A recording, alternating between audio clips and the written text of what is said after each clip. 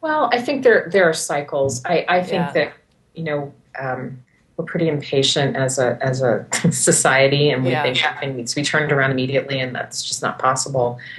So I have seen these cycles before, and but there's several artists that I have talked to that have alluded to the real silver lining in this, which is that it gets away from the competitiveness, it gets away from the external markers and ego drives, and is more about the returning to the studio and really making work. And I've found that the relationships that I have with other artists, the things that we do, what we talk about is still really strong. It carries everybody through. In fact, maybe it's even more intense because we're really making the work without thinking about that external goal as much, or having that almost as a pressure Yeah. in terms of how we define success, rather than defining success in a different way. And that may also be something that has to do with my age. As I get a little older and I try to come to terms with, I probably won't get into the Museum of Modern Art in my lifetime, but how do I define my success in other ways? Yeah, absolutely. So, That is, Kathleen and I have this discussion a lot, and All the actually, time. right now, I feel like we're in a good spot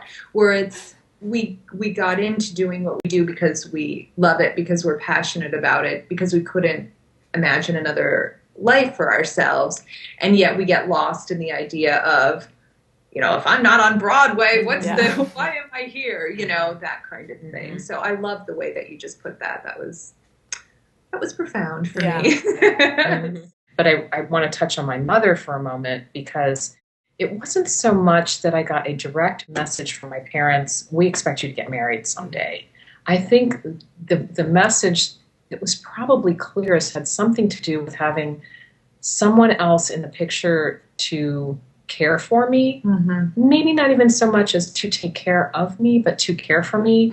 And they could go, okay, we can relax now, that kind of thing. And what's interesting to me is my parents were always so supportive of my career and my being an artist and everything, that I think that was inherited. They inherited that from somewhere. I don't even know if that was really my mother's ideas. My mother got married and got divorced in the 40s, had a child, and then later remarried and married my father.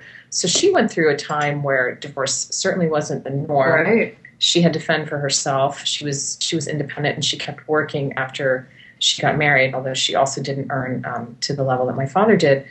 But I think they both saw me as an individual to be successful. I think they saw marriage as a kind of delightful partnership, and I think maybe I picked all that up from what I saw as the forces that could then kind of tear me down if I did get married.